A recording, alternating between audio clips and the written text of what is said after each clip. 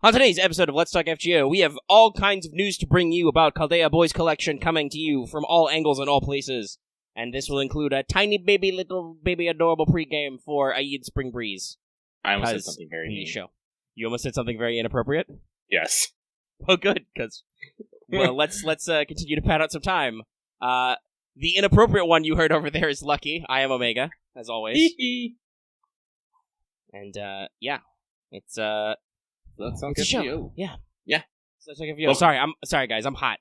It's been we've done that pivot thing in Florida. It was freezing cold for a couple of weeks. It's now the last week in February, and it's 80 degrees during the day again. So I feel like it's not been very cold over there for very long. I think maybe you got like a couple weeks of coldness, and now I got a couple of weeks of frost warnings, and now it's just like 80 degrees, and I'm just like, okay, fine. No, we're actually going through a bit more of a cold snap over here. Yes, I'll die. As I alluded to in doing this week's mailbag, I finally got my scooter fixed, but I realized that maybe I spoke too soon because driving a scooter exposed, it doesn't go super fast. I think I cap out maybe like 20 miles per hour, but 20 miles per hour in cold weather means my exposure is horrible. My hands are frozen every time I get to work, and I'm just like, why do I do this? And the reason why I do it is because I get to work in 5 minutes instead of having to wait half an hour dealing with the bus. I mean, this is why, scooters and aviators, big flowing scarves, Lucky. I should get a big flowing scarf. A nice white scarf that can dashingly flap behind you in the breeze. Anyway, this is Let's Talk FGO. This isn't What's Up. Watch that later. We'll yell about more things like this. Yeah, we will. And with that, I would like to say I hope everyone is enjoying Fate Grand Order, aka Returning Your Feelings. Maybe. And while we here at Studio Mega like to bring you the latest in FGO related news and memes, we will be talking about current and future events with the JP and EM versions of the game, so anyone not wanting spoilers, make sure to do the survey. Expect to hear that theme come back a couple of times, y'all. Giggity. But before we explain that, I would like to remind you very quickly, this episode is brought to you by our patrons like Adam Harbach, Comics, America 10, Buckles G, Carlos, Dragon, Ferris, Jeremy Vasquez, Jonathan Sandoval, Legendary Boss Hunter, Liam Kessler, Regent Raptor, Raidrobin, Sharvor, Sean Pryor, some guy named Bob, Starting 23, and Baron the Crow. If you like what we do much this door, consider supporting on Patreon. You can get access to episodes early and lots of other goodies, and it really helps us out. Thank you. Thank you. Okay. Well, with that out of the way, we've been going for a couple of minutes wrong. We've got plenty of wiggle room. I think it's time to check out everybody's favorite Kohai Mash. Senpai! 起きてください. Because, everybody, it's time for Wake the Fuck Up, Senpai, Wake the Pro Tips. I will only make air horn noises with my mouth. I will never play an actual air horn. But, it was recently announced the FGO user survey number 4 for NA is coming up soon. Should be in the next couple of days. We'll give you a little bit more detail about the exact timing of that later. But, don't forget to ask for localizations and get your free tickets. Because you do get free things for this. Literal free. With that out of the way, we will discard records from the throne. We will toss away Not All the World's Evil, because it's been Hunting Quest, and also Horizon Forbidden West just came out. What the fuck do you think we've been doing? And move swiftly on to ask, did you finish your master missions? I did earlier, by the way, because I'm doing free quests, so I get more Saint Quartz, because... To complete your master missions this week, you need to perform 30 FP summons, defeat 3 servants with a heaven attribute, and also 3 servants with a human attribute. You need to defeat 30 enemies, not servants or bosses, obtain 15 EXP embers or drops. Expend 15 EXP embers via drops, and then 30 EXP embers via drops of any type. So, for about half of these, just do the hunting quests as they come up. That will give you enemies, and they drop oodles and boodles of embers. Doing 30 FP summons is pretty easy. You just do 30 FP summons. For the Servants of Man attribute, I believe you can accomplish that in one of those early Fukc nodes with the Shadow Servants. Just, beat that one up. I'm sure a Hassan has a man or something. And, okay. Fukc X4, and then Okeanos Archipelago is the easiest way to do, the Quiet Bay, to do Heaven. Okay. I was wondering if it would be, Arjuna in America, but no, that makes sense. Okeanos. So there you go, guys. That's all your master missions, yeah. As I said earlier, I clocked in these all because I was clearing free quest because I'm very close to my next free quest milestone and my next interlude milestone. Okay, so there's 2 nodes in Archipelago? The first one. You guys will figure it out. Alright. So, I think that means if there's nothing else in our front half, Robin has an easy job this week. Let's move into the news. Get some more time to play Final Fantasy. Yeah, okay. So we have a bevy of news. There are many news items. Not a lot has happened yet, but we have a lot of things queuing up, and lots of stuff is being announced anyway. Very exciting times. Yes, so GP technically did all their announcements first because they live in the future. Future. We've got a few things to rattle off here. First of all, SERAPH Free Access campaign. The campaign is from the 23rd to the 2nd. Hey, it happened. There's going to be 2 separate banners for this. They're going to rotate over a few days. One for Melt and Lip, one for KP and Suzuka. And also, yes, SERAPH is going to be available to everyone in the main interlude, and if you paid for it, you get 5 Prisms back. So once again, literally free. I am excited for this because this just means another big banner with all this with some of the Sakura 5. Yep, I don't think necessarily. You were after that. And I do believe we were questioning what like million downloads or something they might do next, and I do believe it has been a little bit since Melt had a banner. So always good for them to get all these things out of the way. We are also leading up to White Day 2022 in JP. They have a pre-release campaign from the 23rd to the 2nd. You may notice a theme here. Log in for apples and some Saint Quartz. They added some old command codes to the Mana Prism and Rare Prism shop if you missed them, which is good for reasons we will discuss in a second. And also, if you missed your 2021 Chaldea Boys Collection free CE, you can pick up your exchange ticket if you didn't get it before. But if you've already exchanged for the one free CE, you cannot. And then, lastly, we have probably the source of our... God damn it, Google Docs. Oh no. Trying to correct myself here. I realized I made this event go backwards in time. I've corrected the flow of time. The clock roaches will not get us. But we have Chaldea Satellite Station Commemorative Campaign Hokkaido from the 24th to the 7th of March. So log in for 3 days in a row to get some apples again. There's a social media campaign based on retweets and stuff for 6 Saint Quartz. The stream will be on the 27th. Presumably the event will start on the 2nd when all the stuff ends. Our guests are Takashi Karen, voice of Van Gogh, Takashi Ri, voice of MASH, no relation by the way. I did double check this. They will probably still make the funny on the panel because panels. And Tanaka Minami, Ludacris's VA. So we've got a team of ladies assembled to let us know things about White Day. I have a feeling we're going to get a new servant. I really do. Yes, a lot of people are getting that vibe. And I think it makes sense, because last year was... they like alternate, right? Last year was the... that was the Phantom Thief thing. Yeah, the Phantom Thief thing with Amakusa. He got a costume and lots of good stuff, but if this is some kind of pattern they like to do, it will follow, because, for instance, we got Moriarty with costume last year, and now we're getting Odysseus brand new, and then Amakusa, and then this, so maybe, we'll see. Anyway, that's going to be on the 27th, so we'll be sure to check out that stream, but that's still, a couple of days in our future, so you'll have to wait till next week. Keep tuning in to get your news. Well, I have plenty of things to yell about, I'm sure. And now, very recently in NA, we've had a bevy of news as well. First of all, they have announced the Fate Grander user survey number 4, as we said earlier, will be coming. It will be available from the 28th until the 18th of March. And if you fill out the survey, you get 3 Saint Quartz. So, look forward to it. Summon. Yeah. We also got our announcement of Chaldea Boys Collection 2022 for ourselves / Aeaean Spring Breeze event. The event will start the 28th and go to the 9th. It requires you to clear Fuyuki. It is a time-gated story event.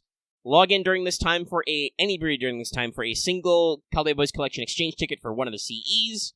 Excuse me, once again. Log in every day for 7 days for a Dazzling Compass item. When you log in, you can exchange it for tickets, and your 7th can be exchanged for a command code. Yes, these are sequential, but don't worry, the command code will go in the Rare Prism or Mana Prism shop later. And the summon banner will be Odysseus and Kirki at all times, and then after that, a rotation through other SSR locked / permanent mails daily, plus all the new CEs. So pretty typical CBC stuff. We got the White Day, we got the thing, got all the stuff. Mm-hmm. That's good. And then we got a weird one. So this broke also earlier today that regionally Vietnam is being officially discontinued for the FGO English app. I believe they said in their announcement the app is already delisted, and it will not be available to play or update normally starting on the 28th when they do their big maintenance. So yeah, this is a interesting one. We had some discussion about this in our server when the news broke. The general impression I got from some response messages to this news was that because La Single does not have any offices which operate in Vietnam, they may not be paying certain taxes or obeying certain regulations as far as their business goes, and thus are not qualified to operate in the country. Like I saw some people talking about how they have a lot of games and stuff have to go through local companies or get licensed in order to be sold, because, the government, the FGO uses their full governmental name. What is it? The Socialist Republic of Vietnam. They want them sweet, sweet taxes. So yeah, this is interesting. Possibly a little sad, though always, VPNs exist and other ways you can get around it. People play app versions not of their app store anyway. As we discussed, there is no official version of FGO in European app stores, for instance. I don't know if it's all, but I do know for a fact, because someone actually did mention this, that there isn't one in Italy, and I was like, yeah. I felt a little bamboozled, because I thought, I assumed this, so please forgive me for my hubris, but I kind of assumed that the EU would be on one big network yeah, internet. I don't know how that works for like App Store locales. I would assume any EU member states are, but yeah, there's no EU specific server, and I think anybody on and in a European country that plays FGO has to at least switch their App Store locale to find it, because it's not in their local App Store. Presumably because of regulations regarding the spending the money and the microtransactions. Oh, money. It always comes back to money. Yeah. Well, and I mean, if it is the tax thing, I can understand why a brand new company made specifically to produce FGO doesn't want to open an office in an area. And I don't know if they lose their profiles. It says they're closing out the connections. You will not be able to play normally in the region, but, I mean... Well, if I remember correctly, the Vietnamese was hosted on the... Was it hosted on the North American server? We actually had a big row about this earlier. Mm-hmm. Yeah, I'm pretty sure. No, I they're believe deletable. The Vietnam listing was through the USA/NA server. Yeah, so I'm pretty sure. You said this was a point of debate earlier, and technically, if you look at all their branding, all of FGO's social media still says FGO USA. Mm-hmm. But Canada as America's hat gets to ride along. But you brought this up. This is why nominally most of our special events are flavored after American stuff. Thanksgiving, President's Day, our anniversary stuff is almost always released on the 4th of July, back to school last year, stuff like that. But because, like I said, English is such a far-swinging stat, it's been basically the North American version has been pushed probably more internationally than... Yeah, because it is accessible to a lot of countries. It is, listed on you can get the NA version listed on the app stores in, the Philippines, Australia, I think some other areas in Southeast Asia. So, but... I don't believe that they're inherently going to delete the Vietnamese profiles, because, honestly, I don't know if they can actually do that. I'm not sure. Let me double check the announcement. Let me see what it says, because I know the idea is that they aren't supposed to be able to continue to access it, but that's still through the services. Okay. I think you're playing Fate Grand Order. Administrative team has decided to discontinue in Fate Grand Order the application in the Socialist Republic of Vietnam due to Vietnamese local regulatory issues. As a result, we removed the application from the Google Play Store and the App Store in Vietnam specifically. Users who've already downloaded and played the application in Vietnam will not be able to play the application after the next update as set forth.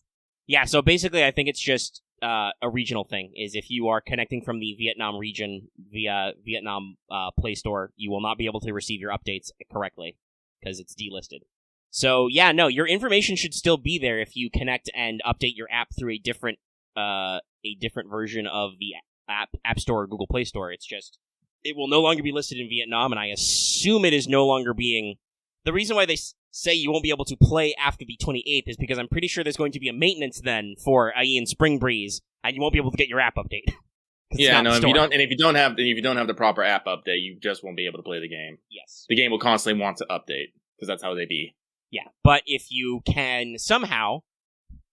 No, fuck it. I'll say, hypothetically, if you could get into a different region. I was gonna say, not that I would advocate for this, but whatever. The Socialist Republic of Vietnam could come for me. whatever your local regulatory laws are. Listen, what your people do in your country is their business. Hypothetically, you should be able to connect and update the app, and so long as you have your transfer codes and stuff ready, if it requires a fresh install, you should be able to link up your accounts. And this is why you always keep your transfer code and your password handy. But yeah, that's a weird one. I believe that's a first for us. That is probably a first for FGO period, because it is a specific locale being closed. It is not a whatchamacallit, not like a server is shutting down. It's a region. Yeah.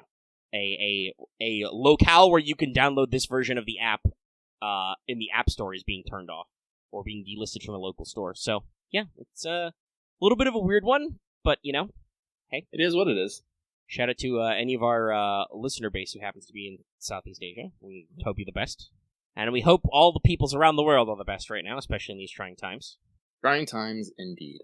That's why there's that old curse about may you live in interesting times. We've been living that one a lot lately. What a time to be alive. Yeah. But I think that's all of our FGO-related news items anyway. As I said earlier, if you want to get some more info on Aeaean Spring Breeze, I did concoct a little tiny baby mini pregame. So small. It's very compact. It's half a page. But I figured I would, brief people if there was anything they needed to know, because there are technically some story levels and stuff in this, and there's free quests and things people might want to double check. But we'll get to that after the mailbag break, which is probably now-ish, even though we're not 20 minutes in, because I don't got any more news. Oh, I don't got anything else. So, with that, let us start this week. Let's talk FGO Mailbag, the segment where we read what you have to say and comment accordingly. This week, we have 16, which I think is a little bit more than last week. I'm not sure. We got a couple pickups. I noticed that I think I saw some people leaving aliases or comments to the effect of, it's been a while. Mm-hmm. Anyway, glad to have you back. But we are going to get started right meow. And this first one comes from Busy Butterfly browsing books on the bus to a business as a bouncer. Of sorts. They say, hey guys, I know I'm gonna miss What's Up Live, so I figured I'd chime in for mailbag instead. Hope all is great. Or on the road there. Congrats on the scooter being fully operational again, Lucky. I don't know if it's fully operational. I think it's definitely bruised and battered, I will say. But it functions. But it functions. Hope all the game planning for APs is moving smoothly for the both of you two. Once more, thanks for the content. Trust me, I'm going to be talking about the Grand Voyager kind of campaign tomorrow. I got thoughts. I got feelings.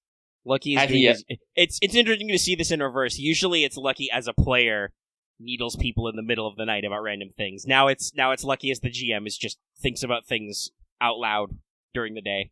I do. Well, trust me, there's secrets, but there's things I want you people to know before we go in, and want you to think about. Like I said, I think people are starting to realize my GM style very quickly. There will be details, and there will be consequences. Axe has probably doomed the party to be involved in gang politics because he wanted a laptop. It's great. That's okay. The way you described one of the gangs, I'm like, oh no. That's probably going to turn into a hot button for my character. Honestly, any group that can produce a ghost I can speak to will probably cause complications. There you go, Lucky. If you ever want to throw us a plot hook, just have a ghost bother me, and I'll be like, God damn it.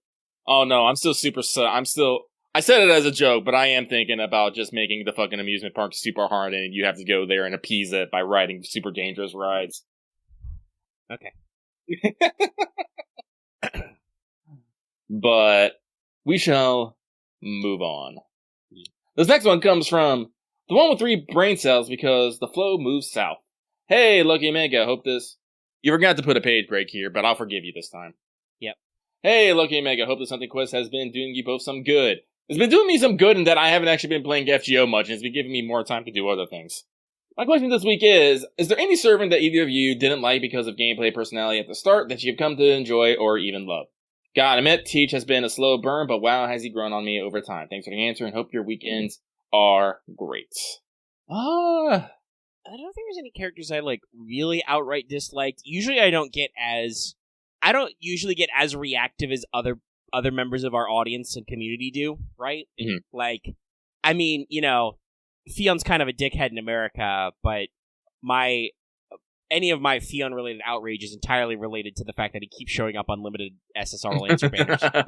Yeah. Sorry. Clear my throat. I mean, like, I guess... I mean, I can't say I really liked Tristan when Camelot came out, because we didn't really get to meet Tristan. But actual Tristan is, you know, yet another source of comedy in the great Knights of the Round escapades, so I guess you would say that. Mm-hmm. Nobody else really leaps off the page. For me, I would have to say the biggest culprit would probably be Paul Bunyan for me. Like, I think it was no small thing of how much I whined and complained about Paul Bunyan at the outset. But then once she got into my hand, I was like, oh no, I love this child. I am going to keep her safe forever. I nodded. The people cannot see, but I did not, sagely. But I can't necessarily think... For a lot of characters, I'm usually kind of... I wouldn't say I actively dislike them, but I'm fairly just meh on them. Yep. Yeah, that's what I was thinking, honestly, is like... There's plenty of characters I'm neutral on when they're, like, announced, and I'm like, okay, neat, and then you actually, like, play their events, and you're like, oh no. Oh, I love them. Like, this is my constant bane anytime new story chapters come out. Oh, I'm not gonna roll for Orion. I'm like, oh no, I'm not gonna roll for, Chi Wong. Oh no, I'm not gonna roll for fucking... Honestly, I think that's probably what as a character hurt Europa the most, is she came out at a weird time when she wasn't actually in the story and was permanently in, and everybody's like, okay, cool. Because she's not in the story yet, so. Yeah, so it was a little hard. I knew I was going to roll for Jinako, but I'm trying to think if there's anyone in the Indian Lost Belt that gave me the oh no vibes. Were you automatically interested in Old Man Tell? No, he was Solid Snakes. I was always interested in him. And I'm still kind of neutral on Asclepius, so that really didn't happen there. Like I said, I'm still mad about Arjuna Alter, because I got Super Karna. That's all I need in life. And Lakshmi she's growing on me, but she did not give me that immediate 180 like others did. So I'm just thinking a lot. I'm thinking right now, but no, I think that's enough for that. I was heavily on the fence about Randus as well. Yeah, I was. I was. I'm not gonna say that she, like, I did a complete 180 on her personality, but I like her enough that I wanted to rule her, because again, we had the lovely thing of we actually had like a case files anime to give us perspective, so that was good. Now let me think here. I think that's enough we can say on that, I believe. Yeah. So we shall move on. So, this next one comes from a master enjoying bedtime stories read by Ivan the Terrible, who is passively keeping the stalker trio at bay with his emergency prerogative. How does he fit, though? He does. It's a big man. He has to crab walk. He has to crouch and walk sideways. I'm sorry, I'm just imagining him doing the crab walk and actually, like, putting his hand up and doing the snapping motion, like... What I thought of was Ivan the Terrible, but when he walks, he makes the Mr. Krabs sound effect. Horrible. Hey, Lucky Mega. First, congrats on the scooter. Thank you. I have not crashed yet, and it's been fixed for 48 hours. This is a new record. I've been wondering how it was going, but refrained from asking it since I figure you're tired of being gassed. Glad it's resolved. I think I yelled about this at some point, where people kept asking me about the scooter, and I was like, guys, when I fix the scooter, I will let you know. Guess what? The scooter has been fixed, and I let everyone know. Yeah, after it became a recurring joke for a while, you were like, guys, I'll tell you. Shut up. Quiet you. Silence! Oh shit, there's an overdraw potion? What isn't there? There's too many potions. We'll talk about hacking this later, but... Well, there's too many potions in the sense that I have empty potion slots that appear in my toolbar when I really need a different tool, but that's a question for tomorrow. But, where was I? Oh! The question. Clearly, I have to say this. Clearly, this person does not listen to you at all, Omega. Yeah, I mean, I was thinking I wanted to say that we could get to it because I'd like to respond. Go for it. Sorry. Okay, but second, here's my question: have either of you tried out Yu-Gi-Oh! Master Duel yet? You clearly don't watch our channel. Yeah, this is where I do a hard pan to the camera. What have I... Well, I mean, it's been a little bit since I moved through the solo mode stuff, but I was streaming it twice a week for like 2 or 3 weeks when it came out. you didn't notice? We do other shows. We do other things besides post mailbag and post Let's Talk FGO, y'all. Very interesting sometimes. But they go on to say, as a casual player when the card game first came out, it's been so fun building decks and discovering new mechanics and tribes. As a completely free game, I think it's worth at least trying. Sending you good vibes and may your future rolls be blessed.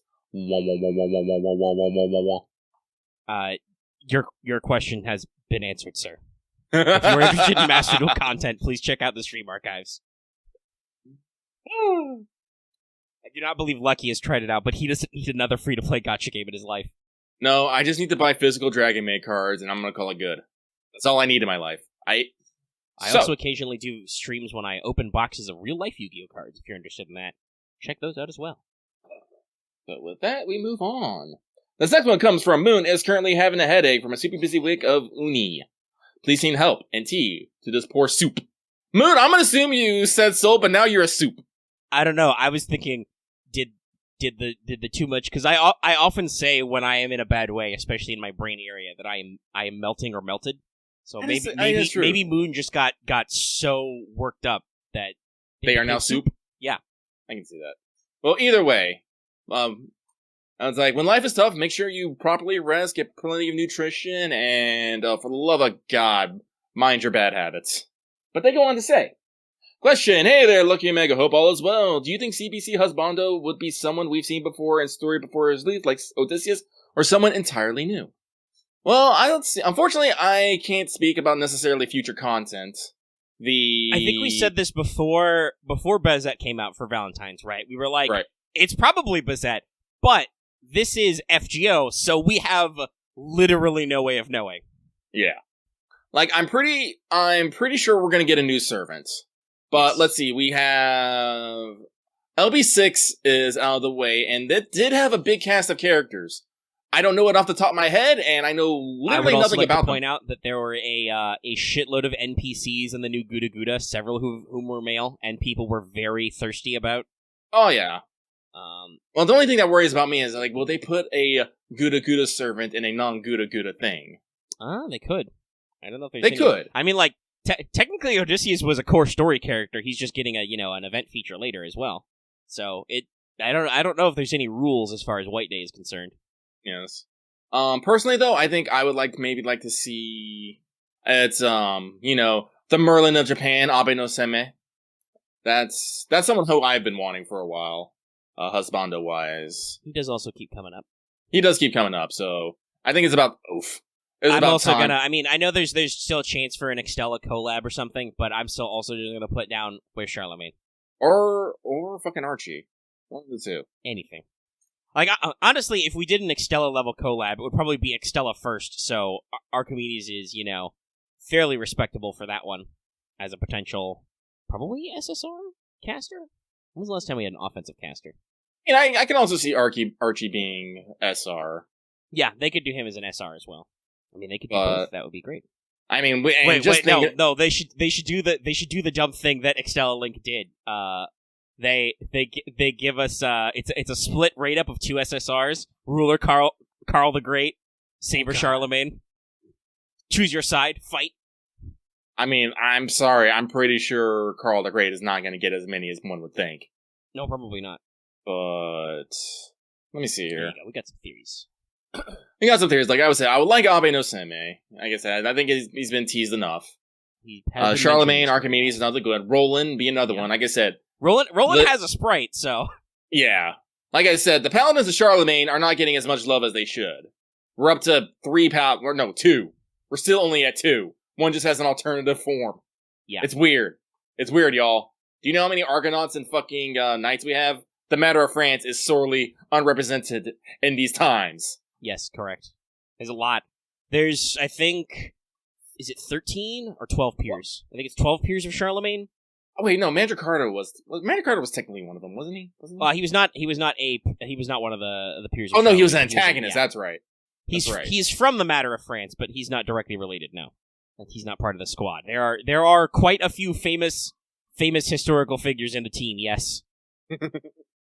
So honestly, getting a paladin would probably be really good for a White Day. Honestly. Yeah. And since the White Days tend to have, these little tiny baby stories, you'd even have basically a little pseudo trial quest. You could get the Stolf involved. Yeah, I think this is how I'm gonna put it. My first desire for White Day would be Abe no Seimei. My second would just be a fucking paladin. Any paladin. Fuck. Just give. Other than that, I don't know. Introducing new SSR Hippogriff. That'd be hilarious. I'd love that. Caca! Scream! But let us move on. Oh wait, they had a little bit more here. Every year I have my fingers crossed for Protogil. Again, this is one of those weird ones. Yeah, Protogil's another weird one because he along with both versions of Perseus have been included in the data for FGO since the beginning. And still have yet to show up. I don't know what Lasangel is holding on to those guys for, but someday. One day. So, let us move on. This next one comes from King of Apples, who only started listening after Scott was released just to piss off Omega. I see. Question! LB6 explained the fairies in their history, which is something fans have wanted to know for a long time. LB7 wants to do something similar on another lore subject. What do you think it would be? I mean, if I had to guess, I would say probably it's going to be related either to Orc-type Mercury, who's supposed to be dwelling in South America at some point, or the South American gods, who are supposed to be a space virus or something. Virus. As technically, you missed another one. LB5 did a lot to explain the Greek gods, which Nasu has been very explicit were weird for a long time, but we never got to see directly until just then. So, no, yeah, if I remember correctly, Nasu had been talking about how the gods were machines and stuff, but never really did go into any further detail on that until we got to Atlantis. So yeah, there's a lot of things in there, but I think those would be the two big ones we know of from the area it's from. Because like I said, as far as I know, Type Mercury's just chilling. I think he's just waiting in a crater somewhere for Angel Notes to happen. And he's really, really, really early. Really fucking early. He misjudged his timing. Well, shit, this isn't gonna happen for another 10,000 years. Guess I'll take a nap. Just sleeping Crystal Spider. That's a fucking Dark Souls boss waiting to happen. I know, I was just thinking about that. I was like, shit. Just a giant Crystal Spider-Man taking a nap, but you're just like, my Negro business is just like, oh, what's this? That is a sword. Alright. There you go. That's our answer. That's our thing. So, we shall move on. This next one comes from Overwork Onesan, Suna, who says, hey there, Lucky Omega, hope the week has been okay at the least. Are there any figures, Fate, series, or otherwise, that you're looking forward to? Here's to wishing the weekend is relaxing. Pyong. I am looking forward to the Kama figure being released. I still believe it's under pre-orders. But also, last time I checked, it's like $300, and I'm all like, that's just in Japan. Yeah. Mm-hmm. Like, so... That's like this is why the 3D printing and the recasting market exists.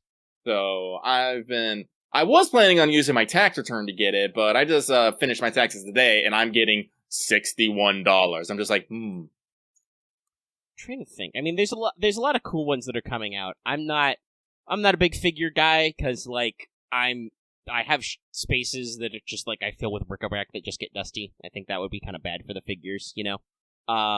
But there's some I appreciate. Like in our news desks, there's one for Summer Musashi that seems pretty intricate, and I'm like, that's neat, you know. She's got like a lot of different hands and stuff. That's always cool to see, you know, certain characters get figurines. I suspect that the Fairy Knights are probably pretty high on a lot of people's lists. Yeah. Always cool to see support. Oh gosh, are there figs for Korean Skya yet? I believe so, yes. Because depending on how they make those, some of those have got to be pretty elaborate. But think of all the fun accessories you could have. Retail price. Sorry, somebody's posted up for the pre-order of the Kama figure. Retail price, $494.99 US. Your price, $480. 4 interest-free payments of $120. Not eligible for discounts. They must have went up. Are they still taking pre-orders, or did I miss that window? I mean, depending on when this was taken, it still says pre-order not yet shipping. Estimated release date by Halloween next year. Jesus, hopefully sooner than that. Then again, you'd probably have if you did the installment payments, you probably have it paid off by then. It's a good idea. I might do that. I don't know. I gotta go double check. I can swear by paying in installments. That's how I buy all my cardboard crack. Spread it out over a few weeks. We're getting reports that yes, it is still up for pre-order. Alright, because like I said, I realize my taxes are not going to be able to cut this price, so I'm just like, I might just have to, forswear gotcha. Ha! And try and get it. Sadly, your YouTube money's not going to cut it for next month anyway. No. Google Bucks for January arrived, but, I don't want to say that y'all haven't been going crazy, but you haven't been going crazy. I think for the first time in a while, we're making more money purely on ad rev than audience participation. Though obviously, your ongoing memberships have a decent chunk, but I'm pretty sure in about 5 days we're not going to make $40 of revenue. Clearly, I just need to do FGO streams and just beg for money. I don't know. Sometimes that works. People are weird. Oh, excuse me. Hold on. All right, so let us move on. This next one comes from Alias, Commandant of the Purifying Force, who says, "Greetings, Imaginary Lucky and Quantum Omega. We are metaphysical all of a sudden. I have a question to ask. With the mixed reception of some FGO cinematic adaptations, are you still optimistic about movie adaptation of events from the game, or just prefer the OVA TV series format? Thanks, and I'm off to curl up with the corner and cry over the latest Honkai Impact 3rd chapter that ended with another cliffhanger, then rolled over to a new battlesuit and got nothing." So it's interesting. For instance, Cloverworks, who did the Solomon movie, they're not going to get any better at doing movies if they don't make more movies, right? Right. So I'm not opposed because, I wasn't deeply offended by Solomon or anything, and it hit the emotional beats. It's just there were some questions in there, and maybe also because it was Solomon that it had problems, Most FGO stories don't have about 5 billion characters in them. And there are a lot, but they're still, limited. They're not that many. So I could see it going both ways, and, obviously, we know we can trust UFO Table when it comes to OVAs and movie releases, right? And TV series. So I don't know if I don't know what the agreement is there, but if they ever wanted to take a crack at it, that'd be cool. But I'll take the Mahoyo movie, for sure. I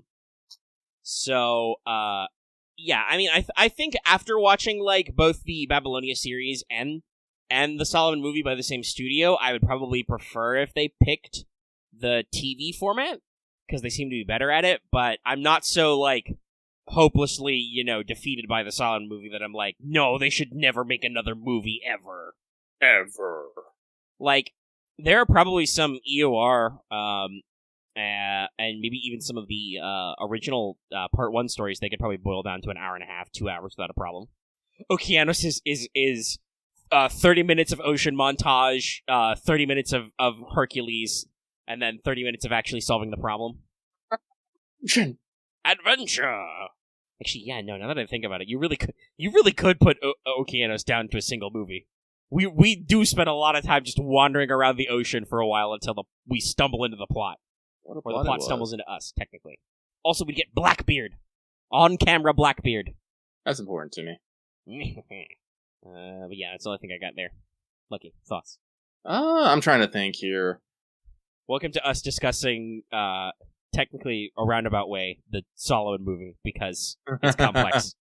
Well, like I said, usually in television, Cloverworks usually does really good work. Their animation usually isn't the best, but it's usually a semi-fluid thing, and they usually go pretty well with, especially with, manga adaptations and whatnot, usually go pretty well in adapting the artist's style to, animation. This is the case with My Dress-Up Darling, most notably recently. But, is it right here? But I think the problem with Solomon is Cloverworks has been getting a lot of work recently, a lot of work, and they might not have had necessarily the resources to put into it like they did with Babylonia. Yeah, I think we talked about this last week. And if you have not yet, if you were, for instance, hadn't seen the movie yet because you maybe didn't hear about it yet or didn't have the time over the couple of days before we recorded since it came out, because it was literally that day that we recorded and then it went to public. Some people are busy, life's busy. Do go back and check that out. We do a whole review and everything. But like I said, it was I think announced right after Babylonia ended, which was 6 to 9 months before quarantinefication. Yeah. And then the entire rest of the production process was during COVID. So while they also have been getting more popular and getting increasing levels of work. So it just seems like they probably should have let the project breathe its time for another 6 to 12 months and didn't have that opportunity, and it shows a little. Mm. No, but I definitely do think that Cloverworks should, like, personally, I'm always for, TV series, because TV series in general lets you get more content out than movies, or triplicate movies. Like, honestly, like, can you think about trying to, like, just think of any of the main Fate routes. Can you imagine any of those as a single movie? Well, yeah, they made a movie for Unlimited Blade Works first, and it wasn't good. Yeah. Then they fixed it. They let ufotable do a whole series, which was really good, especially considering they'd already cut their teeth on Karno Kyokai and of course Fate Zero. So no, like I'm always on the side of longer form content just in general, just because it usually gives the creators more time to breathe. Yeah. They don't have to worry so much about adaptation issues. They can basically maybe streamline their process a little bit. Yeah, they have more work to do overall, but again, I don't necessarily feel like they're... When you've got more room to breathe, you have more room to pace it, right? Yeah. Like, you can figure out...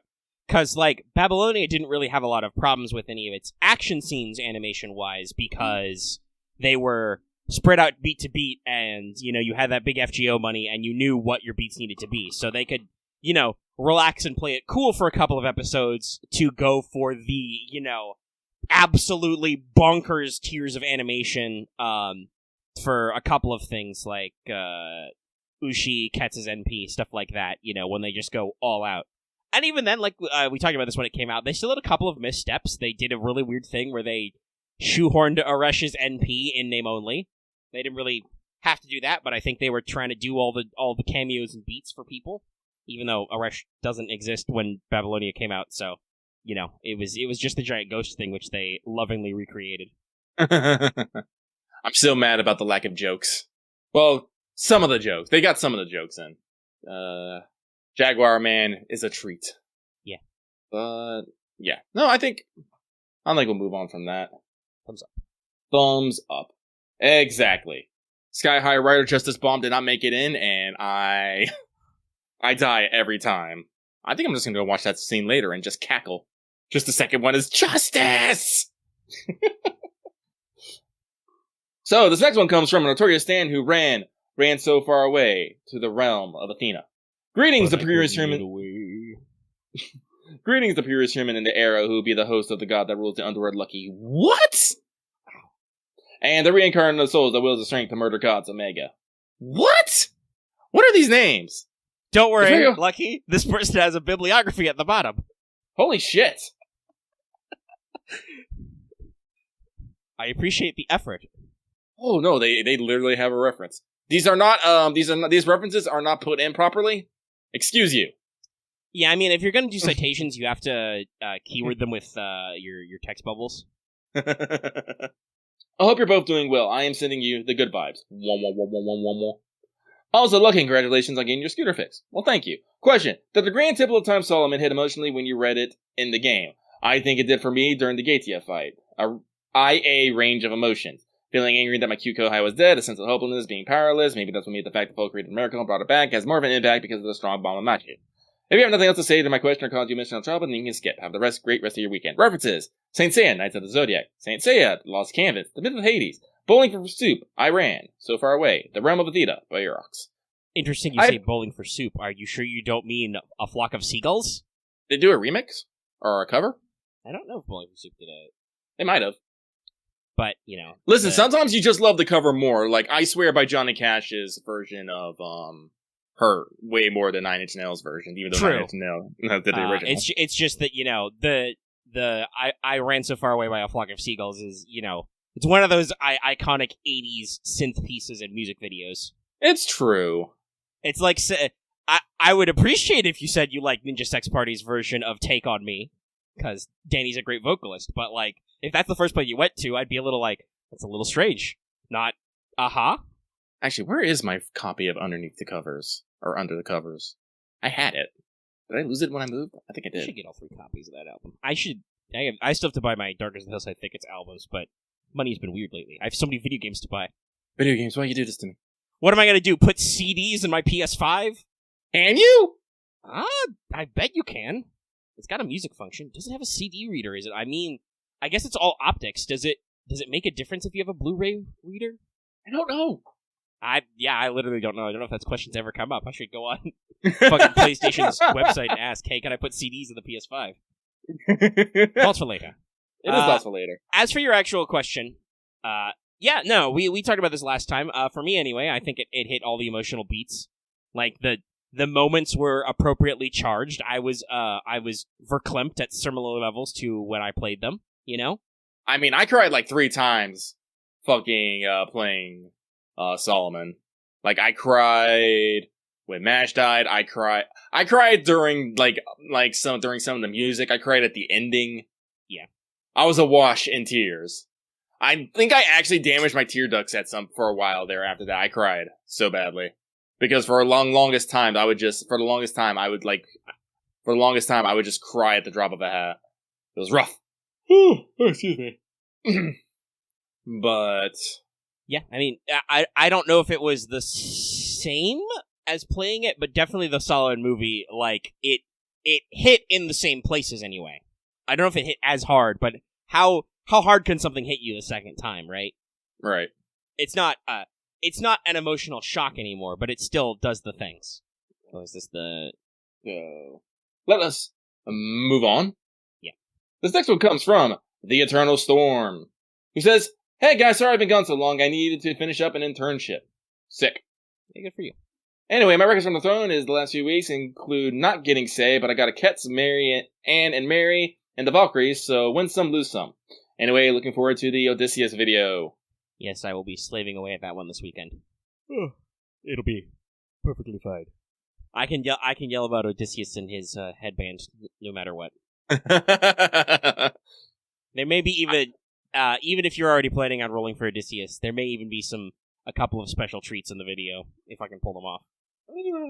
So this next one comes from Gahulian God, who says, I'm unsure if you ever read the Percy Jackson books, and if you haven't, feel free to disregard this question.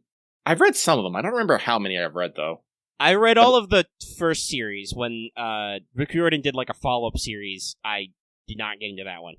I think I was away from my library at that time. The question being, which story had the otter Greek god concept? If your idea of gods being machines, or Percy Jackson's idea of the Greek mythology adapting to modern-day American style? Definitely FGOs. Guys, I don't know if you know this. I don't know if you heard me yell about this, but there's a tabletop RPG by the same guys who did Vampire the Masquerade and all, called Scion, which is very similar to the Percy Jackson concept, which is just the gods are still here and have demigods who solve problems for them and punch mythological things. Isn't there a show literally called American Gods? Yeah, there's American Gods, a famous novel by Neil Gaiman, which has been adapted into an HBO show? I believe it's HBO. Yeah. This is a very common urban fantasy trope. Arguably, the Dresden Files has done it a couple of times. Let's just say the name of Monarch Securities is very relevant. I mean, Hades was just chilling, living his best life, talking about his dog Spot. Yeah, so, like, not to downplay Percy Jackson, like I said, I've read all the first series of those books, and they're great, and I think Disney Plus is going to do a new adaptation. Hopefully it's better than the films they tried to make, which were trying desperately to be not Harry Potter and be, I don't know, closer to Hunger Games. I don't know what we were going for. It was bad. They were bad. They made Hades the villain again for no reason, despite the fact that the novels have a built-in villain already. Stop it, guys. Leave Hades alone. He just wants to do his job and love his wife. Hashtag leave Hades alone. But the literal giant alien robots Greek gods that's a weird one. I mean, I love it personally. Oh no, I think they've Nasu's done amazing things with it, but that is, I think, the more novelty concept. No, being better than the movie shouldn't be hard, but I still haven't watched it myself, but I heard that the Disney Artemis Fowl adaptation was not good, which is a terrible shame, because I love those books. But I can still love those books, even if the movie is bad, y'all. Adaptations do not necessarily invalidate your enjoyment of the previous thing. That reminds me, I need to send you Flora Linda and the 40 Flight Tower. I got that credit. And I need you to listen to this and be like, what the fuck are you doing, Tannis and Mir? Let's see here. And no, like, honestly, I believe... honestly, you can even say FGO kind of has that kind of feel to it in general as well, you know. Because we do have gods living with us, kind of just living their best life, enjoying life, in modern day society. Yeah, I mean, Fate arguably started as an urban fantasy story, and then Nasu decided to make it a time travel story. It's because he loves sci-fi. Once again, guys, in case you've forgotten, Nasu really likes sci-fi, or at the very least, science fantasy. Sorry, I'm trying to think here. Just any other things in particular? Nah, I think that's it on that. So let us move on. Oh, shoot, I need to make a thumbnail. I don't know what I'm going to do. Nope, I don't know. Nothing's happening. So, while I ruminate on that, let us move on. This next one comes from Agent 418, who says, "Hello, Lucky and Omega. Have a great weekend. P.S. If Lucky would like melon pan without the filling, I would recommend, how do you pronounce this? Conchas? Conchas. I think Google so. Sensei. Google Sensei, what is this? I think it would be conscious. Oh, it's a Mexican sweet, apparently. Living in Oh! Slightly decent. It's Mexican sweetbread. Neat. Yeah, it does look like it. Bread. I've been wanting sweetbread, so maybe I'll look into that. Thank you.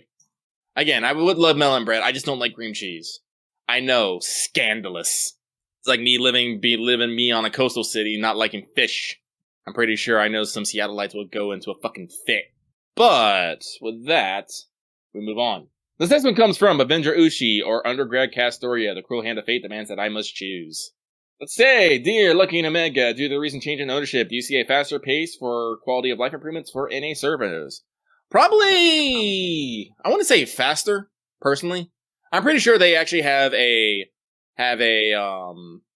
plan well in advance to roll out their updates and whatnot. Yeah, I'm pretty sure that the team handling the global releases is like looking at, okay, when can we implement this new quality of life over here? Does it make sense? All right, and then they just slot it in when they have the time to like make it mesh with our app update and other stuff. They're like, well, we can't do that until we do this thing, so we'll just wait, right? Yeah, no, like I will say, because Aniplex has been working with the Lightworks for a long time right now. Because, like I said, Aniplex was a big partner. It's just now, I think going forward, we might get more things earlier. But everything that exists right now, we're probably on the same page. Yeah, I think what's more likely to happen is that since Losangle is focused entirely on FGO, is that as they like grow and get more focused, they can justify adding more teams or more team members to work on, our server. And hopefully, I mean, FGO's been pretty low buggy lately. It's been a while since we've had any super giga-long maintenance and all that stuff. So I think the team's got a good workflow. But depending on what kind of tasks you have, you can always improve that with some additional support staff and stuff like that. So that's the kind of thing I would expect from us, is just a smoother, cleaner experience.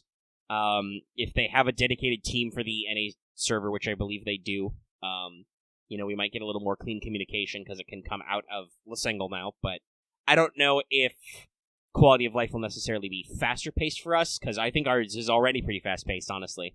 Like, we have gotten so many updates so much earlier. How many months and or years early did we get the back button? Does anybody have that math? I think it was like a full year. Yeah, that's spicy. I'm pretty sure some of our updates to like the rate at which you can exchange Saint Courts and stuff like Master Missions and bond levels and bond CEs was like 6 months to a year earlier. So yeah, and that's what we started with, right? Because we started technically with the version of the app that JP was up to. So yeah, our pace is already honestly pretty breakneck. Again, I'm always a little surprised that they didn't actually go with a more accelerated schedule. Yeah, I don't know. Maybe it's because they didn't know if they would have the time because of like the translation, right? Like you've got to translate the text. So yeah, I that's probably what it was they started with a relatively small team. I think it was just the localization like work team was just like Albert and a couple of guys when they started, because they didn't know how successful this was going to be. So they couldn't accelerate, and then they were committed to hey, we're committed to the full JP experience and stuff. Mm-hmm. Yeah, God help, I don't know if they're already working on it or not, because they've got, the rest of 5 and this year to go through, but, God help Albert and whoever else is now on the localization, like, overseeing team doing translation stuff. I think they outsource a lot of the bulk work now, but, fucking good luck to those guys, too. As established, Nasu and his 6 stacks of printer paper. I know they get to do it in chunks at least, but damn, dude. Oh, I'm pretty sure once they guys. finish one project, you just keep moving on to the next one to make sure that they stay ahead of everything. Yeah, and if you're salaried or under like contract for that kind of stuff, that's pretty easy to just keep pushing on to the next project. Roll it down the pipeline. So we move on. This next one comes from Rotsip, king of cleaning and painting my room and hating every second of it. Are you watching it dry? What color did you paint it? I keep thinking I want to paint my room, and I'm like, yeah, I should paint it like a dark purple. And I'm like, no, because then my room's going to get even more warm. I'm like, no, I do not need that. I need my room to not be warm. I've got wallpaper on the lower half of like my walls, and we got a runner, but the paper is, I think, starting to peel where I constantly touch it in some areas, like my... because I have a very minimalist bed with no headboard, so my pillow is like constantly touching the wall and rubbing against it. Probably gonna have to figure out something about that before too long. Should actually patch the wallpaper? I don't know if you can do that. I don't know how wallpaper works. It's magic. Sorcery. But they say, hey guys, I'm a bit tired and cranky over here, but I still got to do the daily do. Am I right? You right. No question to ask this week. Just gonna wish you guys good tidings and good luck on your future roles. I am super praying that I do not do this event. I'm like, oh no, I need this boy. Please! I have 24 tickets currently, and there's more tickets in the event and the survey. Unfortunately, like I said, with the schedule knowing that it's not going to be a month, I know that Lost Belt 5 Part 2 is right around the corner, and I only have just gotten back to my 90 Saint Courts. Just like, don't do this! Don't do this to me! You animals! But, hey, good tidings and good luck with your room thing as well.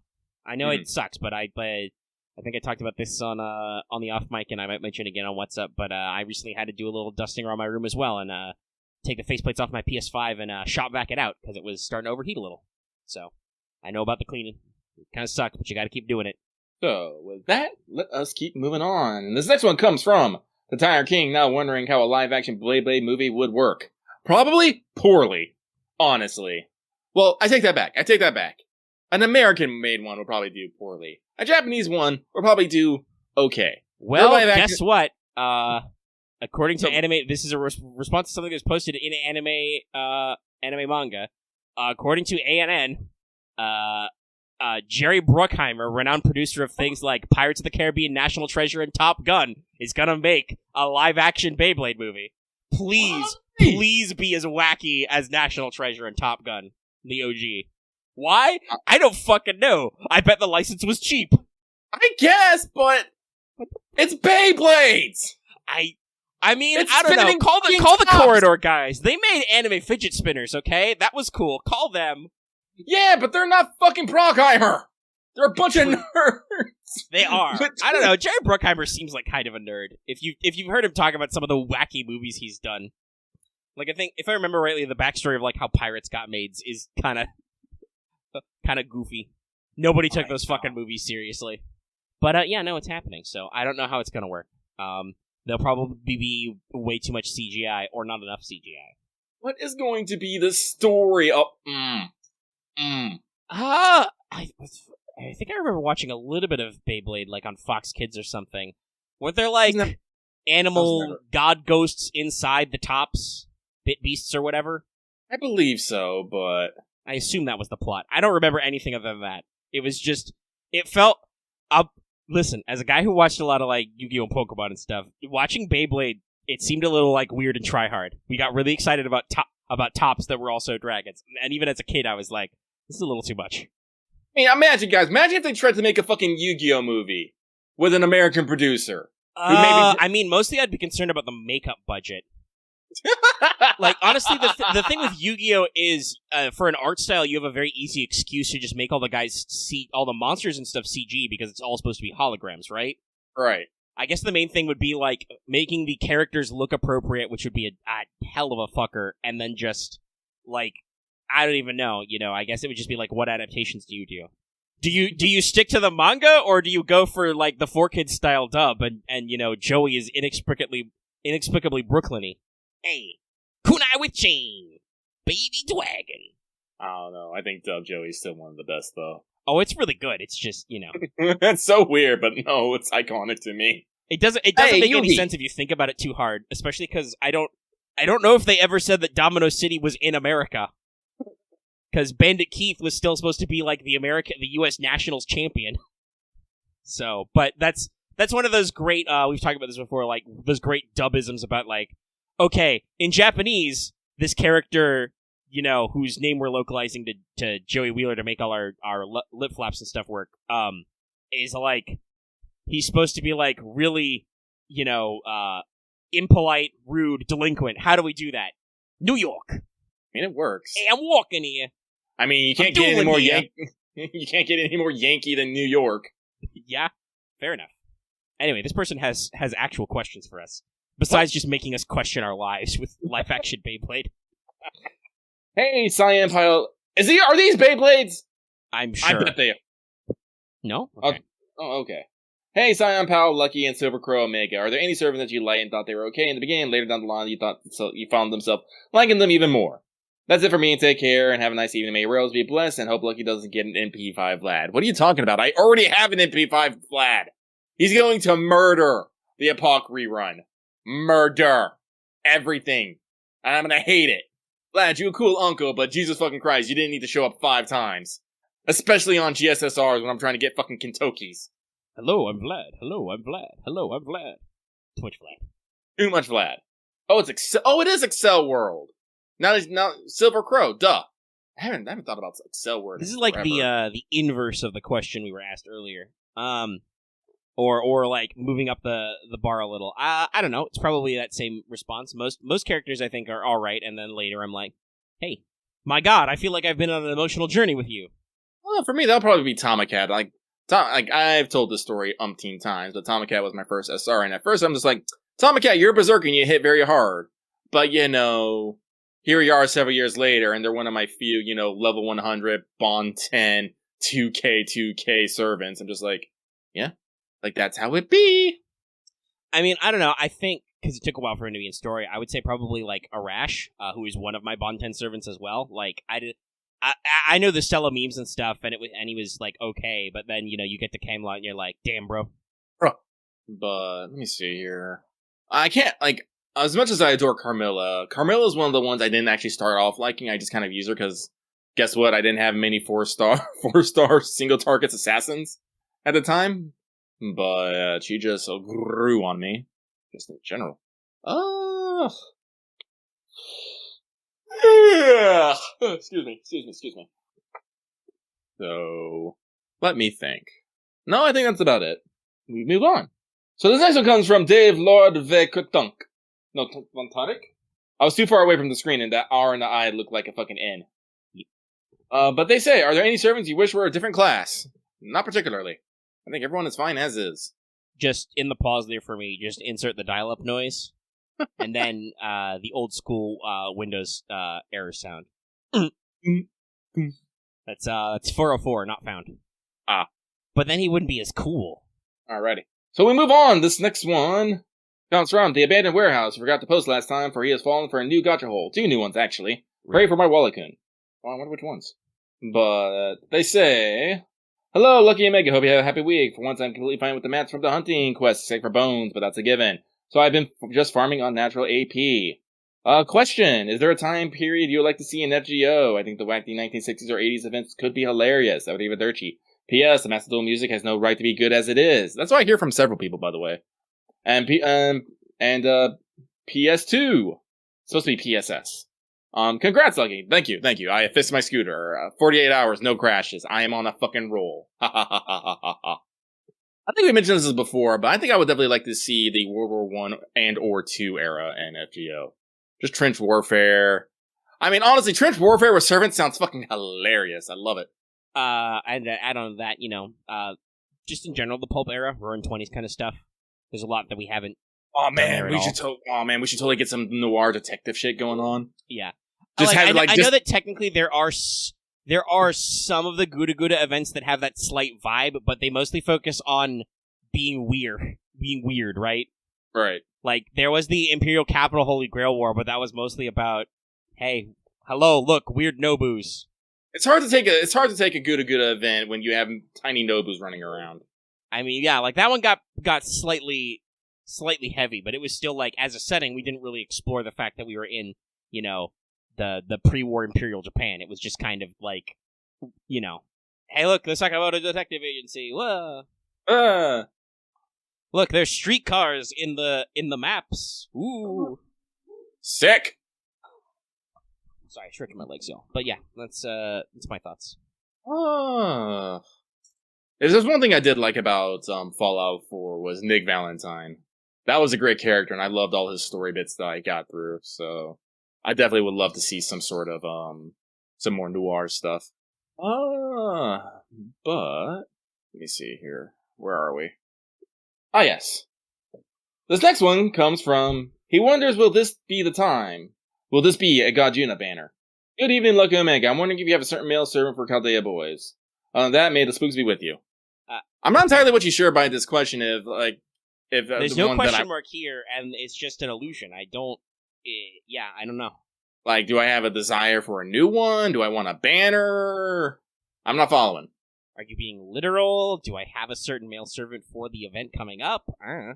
Anyway, may the spooks be with you too. Yep. That's it. That's everything. All right. That was the last one, as they say. Close that tab forever. Forever! Well, that managed to get us to quite a bit over an hour, even though we didn't have a lot of new. It was like 20 minutes of that. So that was a decent mailbag time. Good job, us. Yeah. So, let's move into Chaldea Free Talk. We have 2 items in the Free Talkin' Zone. We're going to talk about the Aeaean Spring Breeze, and also this is our last show of the February, so we will talk about Fanservant Friday. Yay. I'm glad that Leanan Sidhe won now, because I think otherwise I would probably have to call an audible, given current events. Yeah. Yeah, that would have been a little awkward. I think Red Rose P tweeted something similar, where she's like, I can do a Russian fairy tale. This definitely won't be controversial by the time I shoot it. Maybe not. Maybe not that. In Azure Lane, they've actually had to disable comments on all the new Russian ships. Fair. I know. That was another kind of awkward one. It's a big Russian event, I think, next, right? Yeah, it's going on right now. Yeah, I've seen Dishwasher talking about some new designs he's done and stuff. I'm like, yeah. Interesting times. But first, let's do that Spring Breeze baby pregame. It'll be pretty short, but there's no reason not to brief you. I mean, it's not like I need to be somewhere. The show is only an hour now, right? And y'all seem to like the shows when they're longer. Or YouTube likes the shows when they're longer and therefore shows them to you. I don't know. They did do a YouTube survey recently and yelled about them about how I don't know about all this support for shorts, because I don't know if we can compact anything we do into the shorts format, Lucky.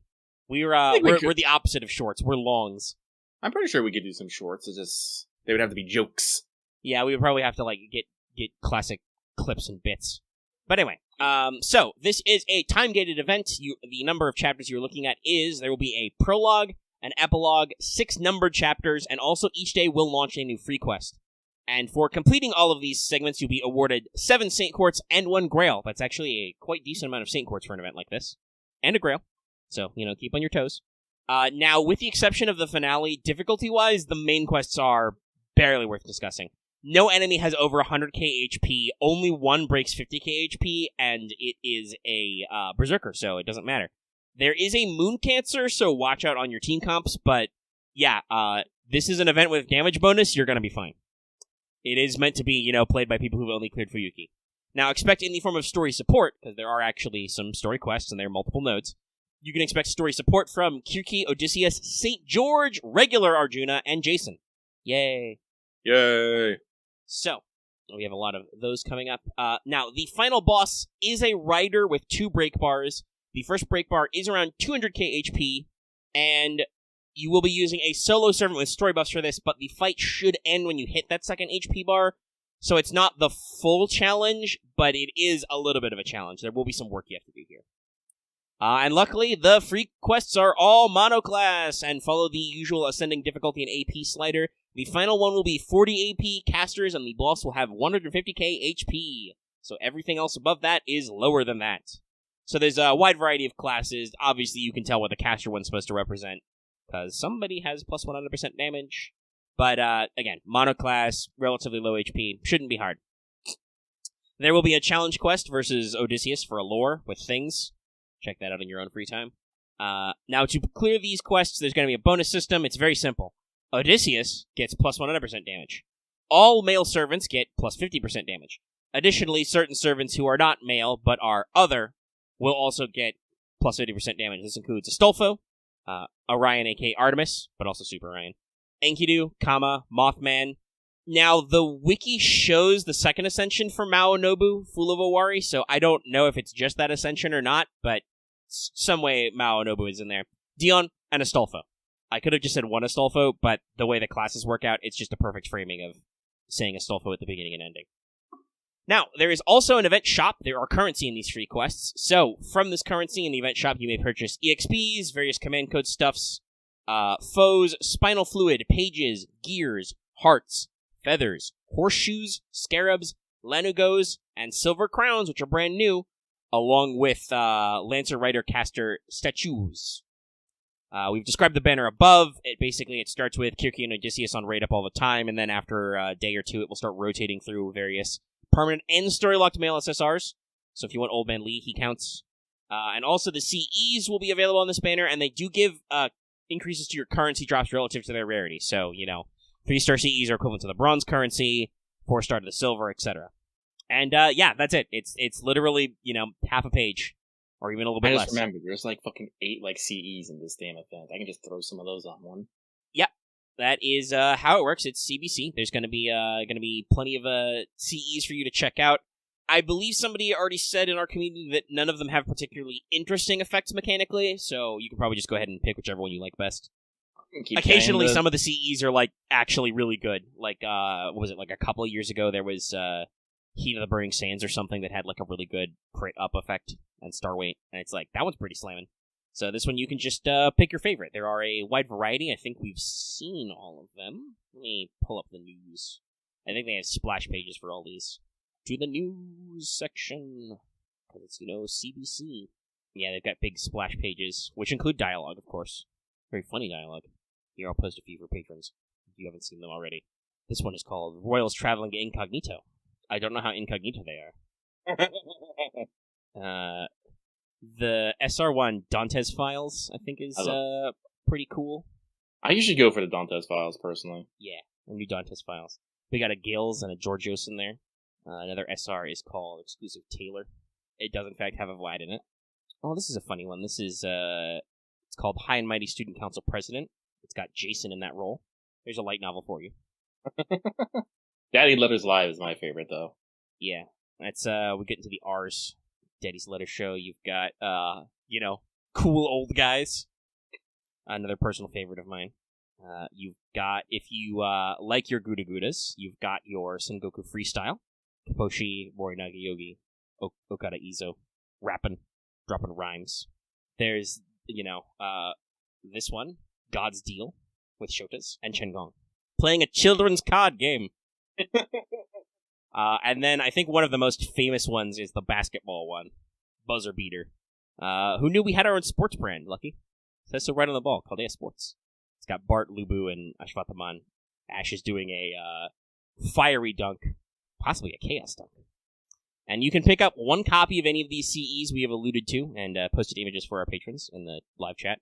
For free, just log in sometime during the event and you get the thing, and then they're all available in the banners. Big boy banners. Big boy. So that's always fun. Obviously, when JP rolls around, they should show off a couple of these, and by the next show, I think the event will have probably started. When is our next recording? 4th of March. Yeah, so probably fired up, so we'll get a full list of whatever's going on there. That'll be fun. You can make thumbnails out of that. I will. Hopefully you don't have too much choice paralysis. We will see. But, yeah, that's, I think, all that stuff, so I don't think there's anything further to really faff about there. No, I think we can just move swiftly on, unfortunately. Well, it's taking us to about an hour and a half. So, let us move into Fan Servant Friday, and then faff away some more. So, as voted on by our 5 and Up patrons, we do this every month, usually. We have a fan servant idea that I have had that we suggest, and people vote on them. And the one that won this month is Leanan Sidhe. So, if you guys don't know this one, first of all, how dare you? But anyway, the Leanan Sidhe, which you can write as one word or two words. Literally, in Gaelic, is fairy, or barrow, technically, but we understand that Aoshi, she, means fairy. Lover. So it's literally fairy girlfriend. Manic Dream Pixie Girl? I don't know. This character can be represented as one singular Leanan Sidhe, or kind of a species of she. Not that that's any different to us now, especially since Lost But 6 has come out. Classically talking about several of our ones. Now, Leanan Sidhe is different from Baoban Sidhe, because they are actually different. The Scottish version is still Leanan Sidhe. So, it's close but not quite the same. There may be some overlap between them. The poet Yeats, for instance, emphasized that the Leanan Sidhe has a vampiric aspect, but also most commonly an aspect as a muse. A lot of legends tell about, that if you accept Leanan Sidhe's love, she is a muse. She gives you inspiration, but So might save your life. yes, you waste away. Gaelic poets die young. She will not let you remain on this earth long, a malignant phantom. So, it's a very interesting relationship for a servant, and it's got some interesting vibes, because, yes, this is Leanan Sidhe. She is the fairy bride, the fairy concubine, but she's gonna give you that wasting. You gotta watch out.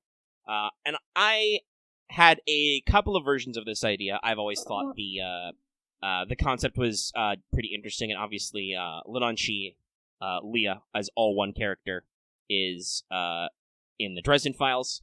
She's scary in the Dresden Files. Literal fairy godmother. Terrifying. Which naturally terrifying. I mean, it's not really explicitly talked about within the Seelie or Unseelie, but you would presume this leans towards the Unseelie, this malignant phantom, to quote. I think it's actually a Yeats quote. Yeah. But yeah, it's a fairly recurring series. The term has become popular. There's a Leanan Sidhe in Magus Bride, for instance. Since you Magus Bride, I was going to bring up. Leanan Sidhe is a demon/persona in SMT, and that's where I originally went with this inspiration, but after some stuff kept happening in FGO, I had to actually change some things around. Part of it was that Salome actually came out in FGO, because in SMT, there's a special charm move called Salome's Kiss, which is where I was drawing a lot of my early line inspiration for stuff, and I had to change that up a little, because now actual Salome exists and does her own thing, so we wiggle it around a little. Oh, shaky. But luckily, again, Nasu has provided me with additional knowledge, thanks to Lost Belt 6, to keep this on the up and up, and, this is a favorite one of mine. That's some nice framing. And it has the note about the survey right there on the front. Don't forget. Alright, save the thumbnail. So, Leanan Sidhe, caster. Again, originally went assassin, but decided caster was more general, especially considering none of the fairy knights are, actually cavalry classes. Because they're knights, I know, but, we're working with stuff here. So, alignment, true neutral. Fairies don't give a fuck. Might give you a fuck, though. Possibly. Stats, strength, E. Endurance, C. Agility, A. MP, A+. Luck, D. NP, C. Double plus. This is a fairy lady. She's not going to be bench pressing anything, and also is a caster. Class skills, territory creation, A+. Big deal. Item creation, C. It is a fairy. And no, Leanan Sidhe doesn't need to eat your guts. She's just gonna hang around and make you keep drawing that painting until you waste away because you don't eat or something. So, personal skills, fairy contract EX. Oh no. So, I actually took this from a passive skill that Anastasia has. But, normally it represents a connection to an elemental, but because Leanan Sidhe is an elemental, this is her connection to the master. She's a fairy mistress. She comes from the other world. And offers her love. If you refuse, she must do your bidding, but if you consent, you are her slave. There's some very complex things going on here. Literally, if Leanan Sidhe rolls up and is like, yo, accept my love, you have to be like, no, I will not take the chocolate. And then it goes reverse. But if you play the Una reverse card, but if you don't play the Una reverse card, she gets you with that wild draw 4, and you're just fucked. But the note is, by forging the servant contract with her, the master gains access to some of her abilities of magecraft. So, she is a fairy patron, so by summoning her, it goes both ways. And I believe the fairy contract or elemental. I'm trying to remember what it does, because it's a passive, I believe. One of them special passives. Yeah, increases debuff resistance and debuff success. So, it makes sense. Now, we once again have another familiar ability, thanks to some other things we know. Incarnate Elemental A. Because normally, and this would obviously technically be a Leanan Sidhe from Panhuman history, not Lost Belt stuff, because I don't know anything about Lost Belt stuff, so I can't, make any variants. But this is taken from Python's skill set. Basically, Leanan Sidhe is normally a spirit that receives unlimited magic energy from the planet, but through contract with humans has a physical form. I'm not gonna go too ham, but it is a little weird, at least historically, to have a wife who is an invisible ghost lady. She should probably have some kind of physical presence. So she can still draw unlimited energy from the planet, but her output is limited. So I think Incarnate Elemental is that Yume Ren's NP gain skill? I think it is. But yeah, just in that vein, constantly drawing energy. Also, to save the new thing for last, also Vampirism C. Oh yeah. Literally called the Vampiric Existent, partner slowly waste away. While technically an elemental, she can absorb a set amount of life energy and apply it to herself, but it is still a blood-sucking behavior, charge down, NP up. Also, it's a caster, you'd expect some stuff. The unique skill, though, is Inspiration of the Muse. I ranked it A. This is Leanan Sidhe's truly unique skill. Offers inspiration to those who contract her. She's a muse, patron of the arts, and particular inspiration for poetry, prose, and music, but at the cost of your sanity. In addition to artistic adventures, this can also boost certain kinds of magecraft or item creation. So what I'm expecting is this is a targetable buff, probably to arts because joke. Also, you could say, again, because item creation, you could, boost their debuff success rate, but also probably reduce their debuff resistance because they're crazy. So there's, probably a targetable buff effect for allies and out there, As befitting the way casters usually work in Fate, Leanan Sidhe is a support character. You summon a caster because you need support for magecraft stuff, not because you need a bruiser. So this one just, diversifies all your stuff. And now for the Noble Phantasm, and I have to check my pronunciation because it's something Gaelic. Of course it is. Okay, yeah. So my fanservant version, her Noble Phantasm, is the Cleave Sulas, the Sword of Light. Cleave Sulas, White Glaive of Light, actually. A+, anti-army. So, the Sword of Light, you might know this as the Shiny Rod from Little Witch Academia, and also lots of other things. It's in Castlevania, because it's a famous sword, all kinds of things. So, this is supposed to be a legendary Sword of Light in various Gaelic mythologies, but the Cleave Sulas is not actually a singular sword, at least according to me, because I researched this. It's a recurring motif.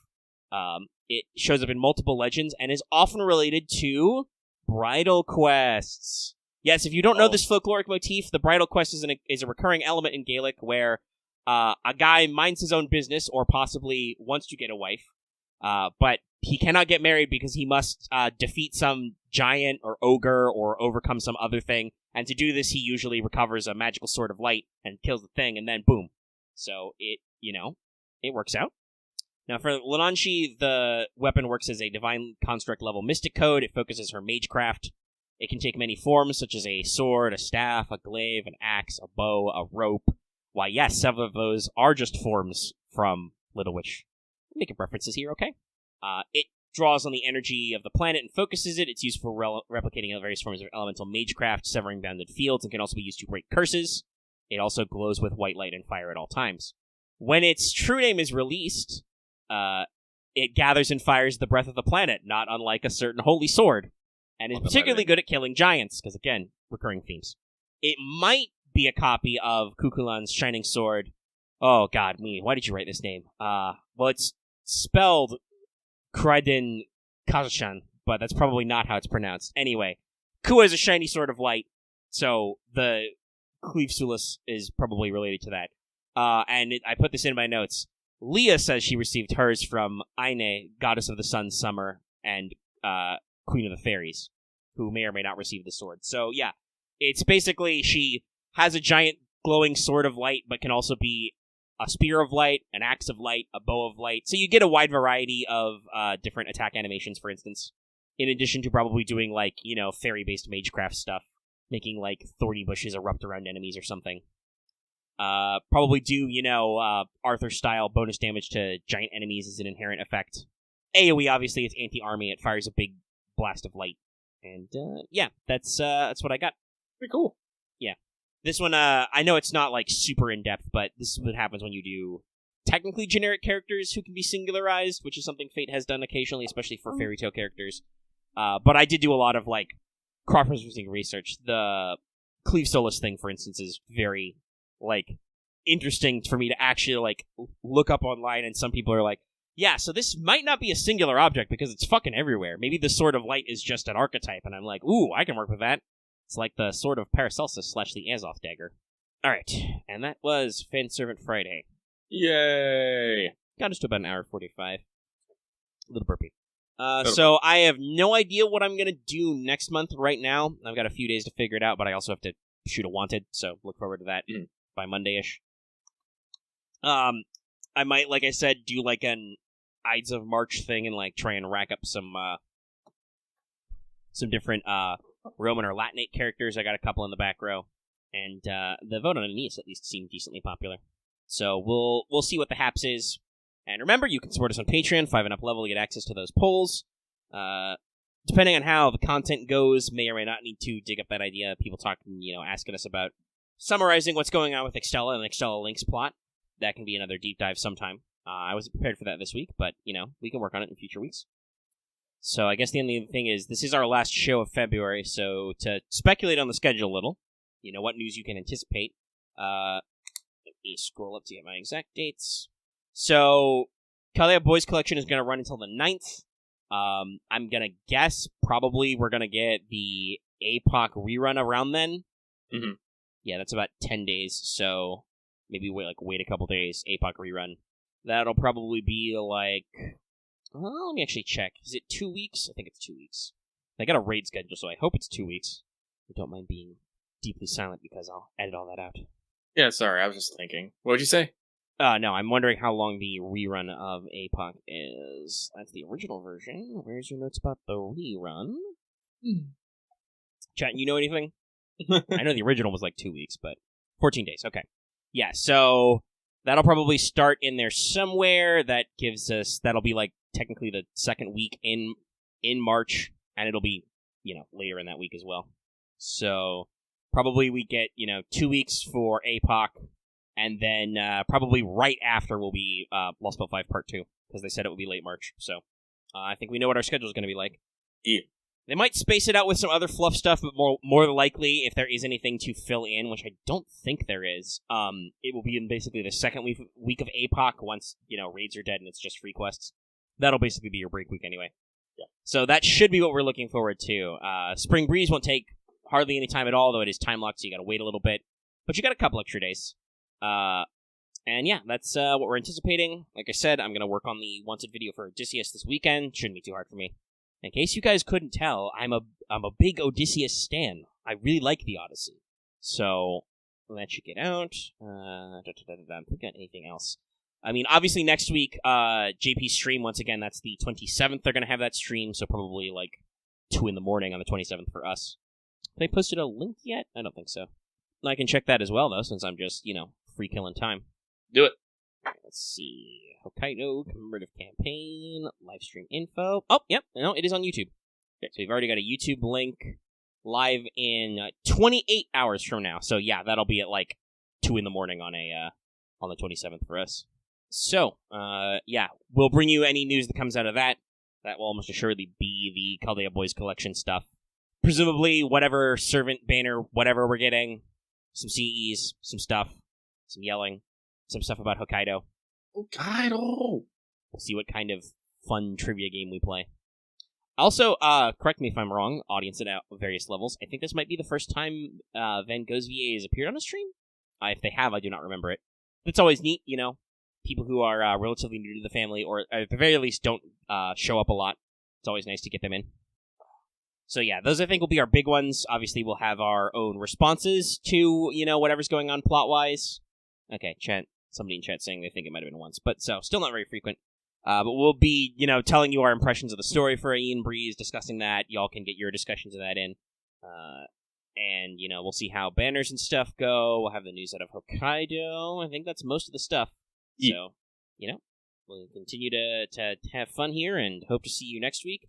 As always, if you thought this was a little short, if you need to kill more time while you're doing hunting quests and you wanna hear more from us about maybe other things, consider What's Up with Omega and Lucky live.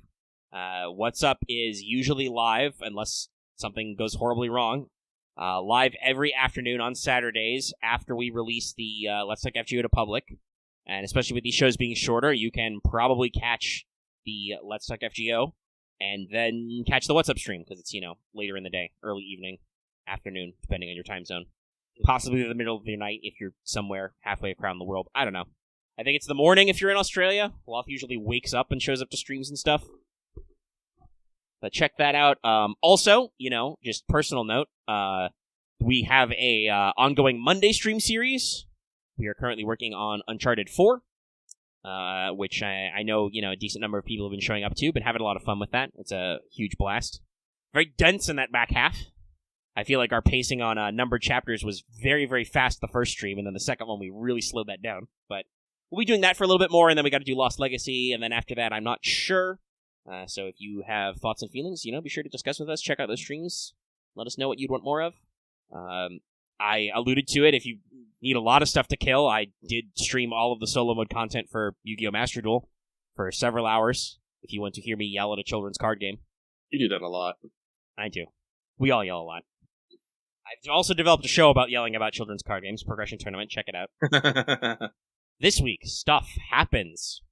People possibly yell. Cards are seen and played. The results may shock you. Or they might not. I don't know. I would say, this is the most clickbaity fucking generic shit I've heard. I sometimes try and stretch my brain, but, for instance, for all of our AP descriptions, not that I know if anybody even reads those, I almost always, summarize the session and leave it with a question. I think I started it for Star Wars because of, how, the intros for, the Clone Wars TV show episodes are, old-timey radio reports. I always say stuff like, will our squad survive the harsh jungles, or will they be defeated? Tune in to find out! And now I just do that with all our APs, basically. Like I said, I don't know if anybody reads them, but I almost always end with, a clickbait-ass punchline in the description for just people who are checking it out. Speaking of which, by the way, new Delta Green AP, new adventure, Rat's Nest. Yay! Also published this week. Getting decent views once again, because it's a new adventure. Check it out. Not quite as explosive as the first episode of our Delta Green run-through a couple weeks ago, but, still good. People watching, listening, check it out. And if you want to hear more about Delta Green things and other stuff, like I said, What's Up? We are available in a wide variety of places, and we have content other than me posting Wanted, once a month, maybe, and FGO streams podcasts. FGO streams are slightly infrequent. We could find some time to do some of those, but people do seem interested in them. FGO podcast, and we do that once a week, but we also do other stuff. Check it out.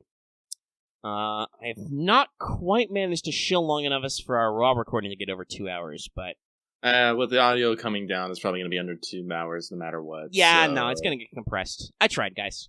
It's okay. We tried. Listen, you guys don't want the uncompressed audio. The compressing of the audio is I take out all of the, noises that are usually way softer than that. I realized I had to make a very big gasp for it to not get edited out. I was like, wait, no, I edit these. I do noise removal.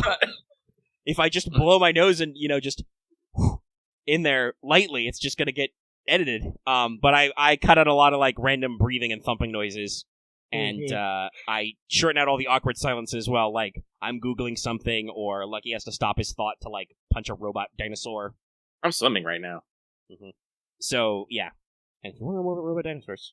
Trust me, we're going to be talking a lot about robot dinosaurs tomorrow. Yes, once, like I said, once I got my overheating issue on my PS5 out of the way, I have been just jamming Horizon. I'm probably going to go jam some more Horizon while this edits, because I don't like to use my computer while we're working on the thing, because it slows down the process. Yeah, so if you're curious what we're going to be talking about What's Up tomorrow, guess what? We're going to be talking about new anime news. We got some things announced. We're going to be talking about Horizon. We will notably not be talking about Elden Ring, because neither of us have it, but we might talk about how some people can't shut up about it. I mean, there was a funny tweet from, what was it, Hardwired, was like, sad but true.